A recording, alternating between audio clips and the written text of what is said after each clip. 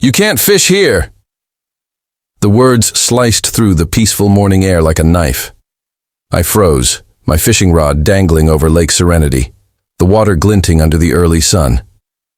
Standing before me was Karen Wilkins, the self-appointed dictator of our HOA, her clipboard clutched like a weapon and a $500 fine flapping in her hand. Me, Jake Carter, a 34-year-old construction business owner who'd been fishing this lake since I moved to Willow Creek 5 years ago, was now being treated like a criminal. The fine wasn't just a piece of paper, it was an insult, a power trip, a declaration of war. Fishing wasn't just a hobby for me. It was my sanctuary, my way to escape the grind of running a business, the stress of deadlines, and the chaos of the world. My grandpa taught me to fish on a lake just like this, and every cast felt like a connection to him. Now Karen and her HOA were trying to rip that away. I stared at her, dumbfounded. "What do you mean I can't fish here? It's a lake," I said, trying to keep my voice steady. Karen smirked, her eyes gleaming with the kind of smugness only a petty tyrant could muster. "Lake Serenity is for aesthetic purposes only," she said, as if reading from a script. "Fishing disrupts the community's vision for a pristine environment." Aesthetic purposes? Pristine environment? This was a lake, not a museum exhibit. I pointed out that I wasn't littering or causing trouble, just standing on the bank, casting a line like I'd done 100 times before. But Karen wasn't having it. She thrust the fine at me, her voice dripping with condescension. "Pay this by next week, or we'll escalate it, and don't let me catch you here again." She turned on her heel and marched off, leaving me standing there, rod in hand, feeling like I'd been punched in the gut. I trudged back to my house, the fine crumpled in my fist. My blood was boiling, but more than that, I felt betrayed. I'd chosen Willow Creek for its quiet charm, for the little slice of paradise that was Lake Serenity. The neighborhood was a mix of families, retirees, and young professionals, all drawn to the same promise of a peaceful life. But the HOA, led by Karen and her clique of rule-obsessed busybodies, had turned it into a nightmare. I wasn't the only one fed up. My neighbor Tom, a mechanic with a laugh as loud as his truck, had been fined for leaving his toolbox in his driveway overnight. Sarah, the single mom across the street, got a warning for her kids' chalk drawings on the sidewalk. And don't get me started on the approved plant list that banned anything colorful from our yards. But this? Banning fishing in a lake? It was a new low. That night, I sat at my kitchen table, the fine staring back at me like a taunt. Through my window, I could see Lake Serenity, its surface reflecting the moonlight. I thought about my grandpa, how he'd sit with me for hours, teaching me to tie knots and cast lines, telling stories about his own battles with know-it-alls who tried to control everything. "Jake," he'd say, "don't let anyone take what's yours without a fight." I wasn't about to let Karen and her HOA steal this from me, but fighting back meant playing smart. Paying the fine was the easy way out, and I did it to avoid immediate trouble, but it left a bitter taste. I needed a plan, not just to get even, but to take back control. As I sipped my coffee, an idea sparked, wild and reckless, but impossible to ignore. What if I could own the lake? The HOA thought they ran the show, but I was about to rewrite the rules. I couldn't sleep that night. My mind raced with questions. Who actually owned the lake? Why was the HOA acting like they did? I remembered seeing a property map when I bought my house, and I dug through my files until I found it. The map showed Lake Serenity as a separate parcel, not part of the HOA's jurisdiction. My heart pounded. If the lake wasn't theirs, they had no right to fine me. I stayed up until 2 a.m., scouring online forums and legal sites, learning everything I could about property rights and HOAs. By morning, I was bleary-eyed but determined. This wasn't just about fishing anymore. It was about standing up to a group of bullies who thought they could control our lives. I didn't know how I'd pull it off, but I was going to find a way to make Karen and her HOA regret ever messing with me. The next morning, I turned into a man obsessed. If the HOA didn't own Lake Serenity, I needed proof. and a plan. I drove to the county records office, a stuffy building with flickering lights and stacks of dusty files. I wasn't exactly a paperwork guy. My days were spent on construction sites, not in archives. But I was on a mission.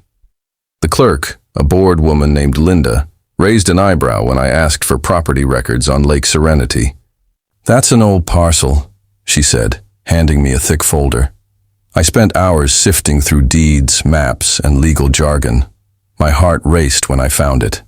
The lake and its surrounding land were owned by a private developer, Harold Thompson, who'd built Willow Creek decades ago and left town. The HOA had no claim. They'd been bluffing, enforcing rules on property they didn't control. I needed to find Thompson, but it wasn't easy. His name was common, and the records listed an outdated address. I spent days scouring online databases, social media, and even fishing forums, hoping he was still into the hobby. Late one night, fueled by coffee and determination, I found a lead. A Harold Thompson in Florida, mentioned in a local fishing club newsletter. I called the club pretending to be an old friend and got his number. When I reached him, his gravelly voice answered, "Who's this?" I explained the HOA's stunt, expecting a quick hang-up, but Thompson laughed. "Those HOA types are, the worst," he said.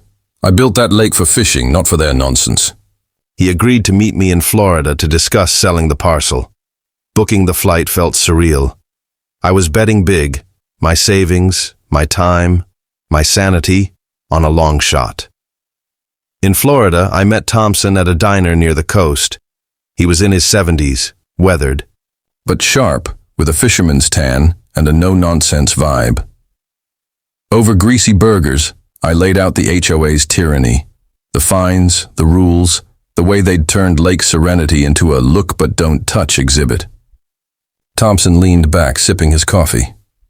"I sold most of Willow Creek to the HOA years ago, but I kept the lake parcel for sentimental reasons. Never thought they'd claim it." He was sympathetic but cautious. "You sure you can handle this, kid? Owning land's no small thing." I admitted I wasn't rich, but my construction business had a good year, and I could swing it if the price was right. Thompson grilled me about my finances, my plans, even my fishing skills.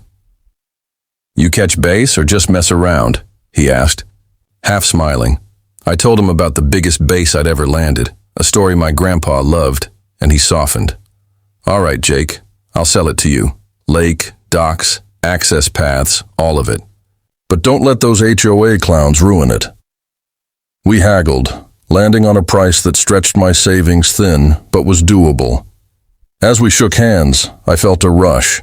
This wasn't just a deal, it was a rebellion. I flew home with the contract, my mind buzzing with what came next. The HOA had no clue I was about to turn their world upside down. With the ink dry on the deed, I owned Lake Serenity, every ripple, dock, and access path. I kept it secret, savoring the anticipation like a kid before Christmas. The perfect moment to strike was the annual neighborhood meeting, a stuffy affair, in the community center where Karen and her HOA cronies loved to flex their power. I spent the week preparing, consulting my lawyer to ensure my plan was ironclad. He grinned when I showed him the deed. "They've got nothing on you, Jake. Go have fun." I printed copies of the deed and tucked them into my jacket, ready to turn the tables. The meeting was packed. Rows of folding chairs filled with neighbors, some annoyed, others just bored. Karen stood at the podium, her voice nasal as she droned on about mailbox color codes and unsightly lawn decorations. I sat in the back, heart pounding, waiting for my moment. When she opened the floor for comments, I stood, my voice steady, but loud enough to cut through the murmurs. "I have an announcement," I said, holding up the deed. The room went quiet, all eyes on me. As of last week, I own Lake Serenity. Water, docks, paths, everything. And effective immediately, I'm banning the entire neighborhood from accessing it. The reaction was instant chaos. Gasps, shouts, and a few claps erupted. Karen's face turned beet red, her clipboard trembling. "You can't do that," she shrieked, slamming her hand on the podium. "The HOA regulates all community spaces." I stepped forward, calm but firm, and slid a copy of the deed across the table. "Check the records, Karen. The lake was never yours. You've been fining people for using private property you don't control." Her eyes darted to the paper, and for the first time, I saw panic in her expression. Neighbors whispered furiously, some shocked, others grinning. Tom, my buddy, let out a loud, "Hell yeah!" that drew laughs. Karen tried to regain control, stammering about legal action and community standards. But I wasn't done. "You fined me $500 for fishing in a lake you don't own," I said, addressing the crowd. "How many of you have been fined for nonsense? Trash cans, flowers, kids playing. This ends now." I laid out my terms. No one could access the lake without my permission. No more aesthetic walks, no kids skipping rocks, no HOA patrols. The room split. Some neighbors cheered, fed up with the HOA's rules, while others muttered about fairness. Karen's ally, a guy named Greg, stood up, pointing at me. "This is selfish. The lake's for everyone," I shot back. "Tell that to the HOA, who banned me from fishing. I'm just playing by their rules now."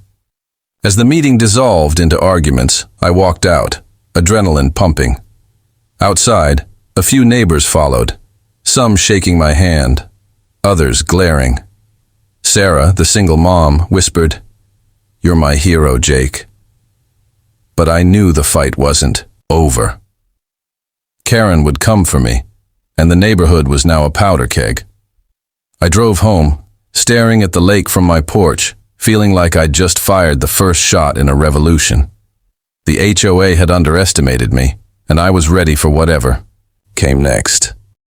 The fallout hit like a storm. By morning, my mailbox was stuffed with letters from the HOA, threatening legal action and citing community bylaws. Karen had rallied her loyalists, and they were out for blood. I met with my lawyer, a sharp guy named Mike who dealt with HOAs before. He reviewed the deed and laughed. "They've got nothing, Jake. The lake's yours and they know it." He sent a cease and desist letter to the HOA, shutting down their threats. But the real battle was in the neighborhood itself. Willow Creek was a powder keg, and my announcement had lit the fuse. Neighbors were split down the middle. My buddy Tom, the mechanic with a laugh like a foghorn, showed up at my door with a six-pack. "You're a legend, man," he said, clinking bottles. "Karen's been lording over us for years. About time someone put her in her place." Others weren't so thrilled. Greg, a retired accountant and Karen's right-hand man, cornered me at the grocery store. "You're tearing this community apart," he spat. "The lake's for everyone. Not your personal playground." I kept my cool. "Tell that to the HOA, Greg. They fined me for fishing.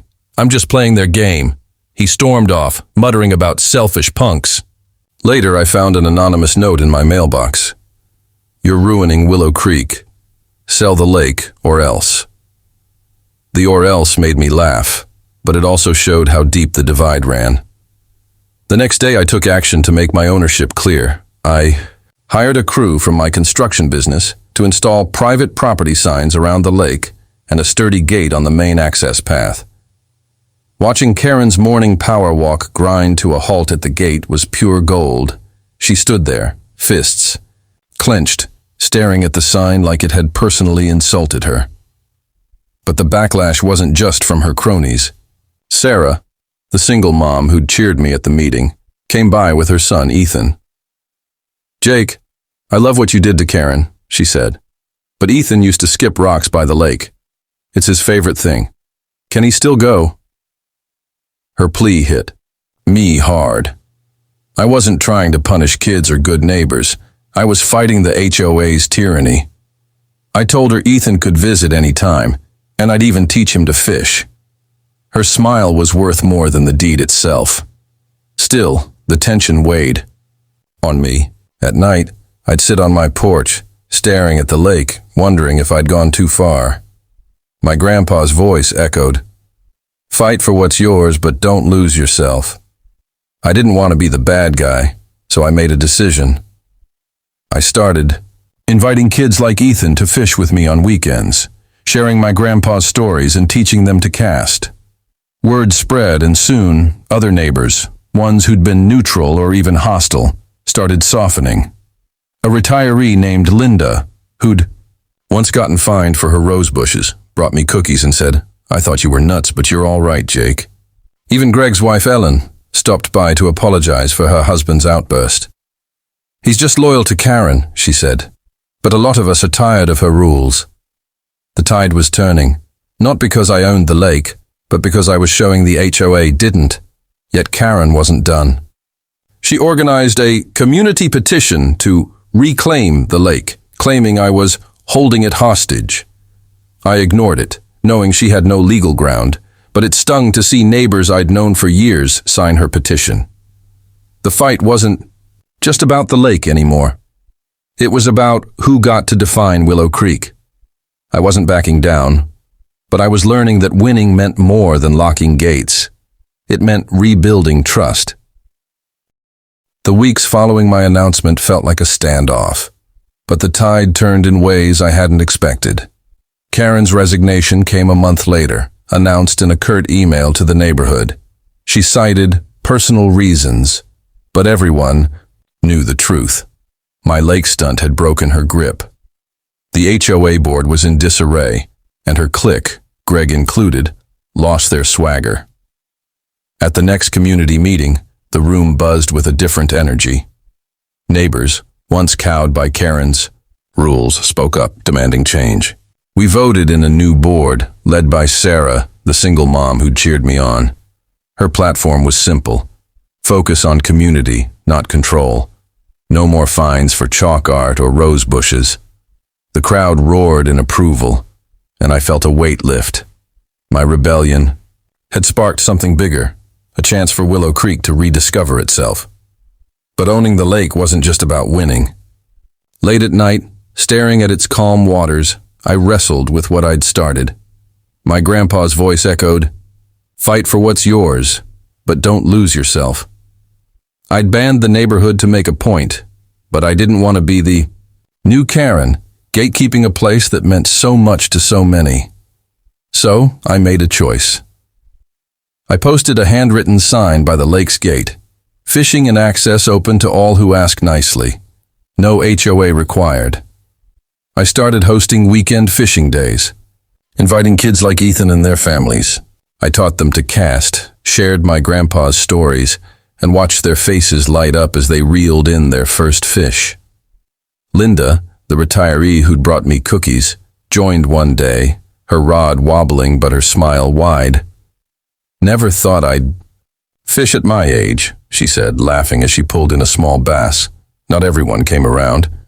Greg refused to speak to me, and a few of Karen's loyalists still shot glares from their porches.